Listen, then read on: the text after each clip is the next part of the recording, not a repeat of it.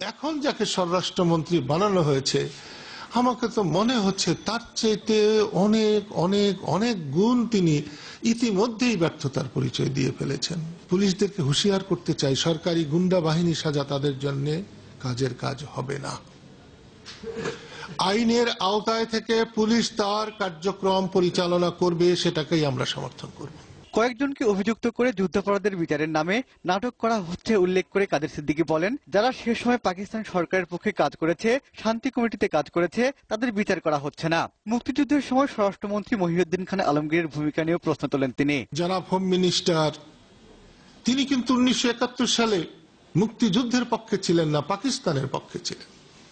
যে পাকিস্তান আমলে যে সমস্ত বাঙালি সরকারি কর্মচারীরা পাকিস্তানকে টিকিয়ে রাখার জন্য শেষ দিন পর্যন্ত আপ্রাণ চেষ্টা করেছেন, তারাই আজকে রথী মহারথী হয়ে গেছেন অনেকে।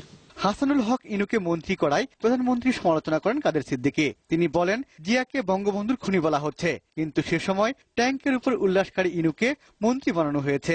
সিপাহী বিপ্লবে ট্যাঙ্কের উপরে যিনি নেচেছেন সেই ইনুর ছবি আজও খুঁজলে পাওয়া যাবে, তাকে আপনি মন্ত্রী বানিয়েছেন। আর জিয়াউর রহমানকে, একজন বীর মুক্তিযোদ্ধা, তাকে আপনি বঙ্গবন্ধুর খুনি বলে অযথা দেশে একটা অরাজকতার সৃষ্টি করছেন।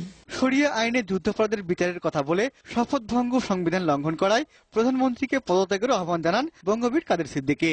আপনি যদি সহজভাবে পদত্যাগ না করেন তাহলে এই সমস্ত কথার জন্য আপনাকে পদত্যাগ করতে বাধ্য করা হবে। জাহাঙ্গীর আলম, দিগন্ত টেলিভিশন, ঢাকা।